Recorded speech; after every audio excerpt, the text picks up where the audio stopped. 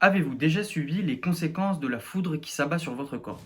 Je ne l'espère pas, mais si c'était le cas, vous auriez une ou plusieurs marques aussi majestueuses que douloureuses appelées figures de Lichtenberg.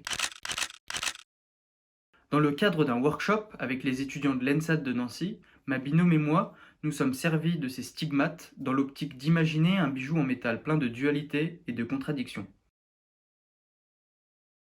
Ce bijou répond à plusieurs enjeux. Le premier enjeu était de répondre à la demande de ce workshop, qui était de réaliser un objet en métal en lien avec la thématique de l'air. Nous nous sommes donc tournés vers ce symbole de la foudre, qui est finalement le lien entre l'air et la terre, pour créer un bijou en métal. Le second enjeu de ce projet a été de travailler en binôme avec une étudiante d'une filière différente et dans un temps imparti restreint. Grâce à nos différences, nous avons tous deux pu apporter nos compétences pour rendre ce projet plus complet et plus abouti possible.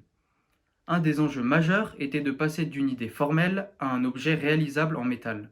Il a donc fallu prendre en compte à la fois les contraintes de gabarit, de forme et de fabrication en microfonderie. Il a fallu faire en sorte que le bracelet puisse être porté sans faire mal à l'usager, en réduisant le poids de l'objet tout en ajoutant des bords arrondis afin qu'il ne griffe pas l'usager.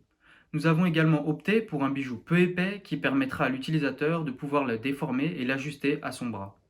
Enfin, nous avons souhaité que notre bracelet reprenne bien la forme fractale du phénomène de Lichtenberg et monte assez haut sur le bras pour montrer l'aspect invasif de la foudre qui traverse la chair du corps humain.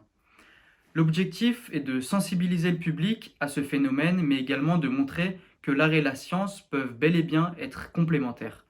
Plus implicitement, ce bijou il invite à l'exploration et à la contemplation de la nature et des phénomènes qui s'y produisent.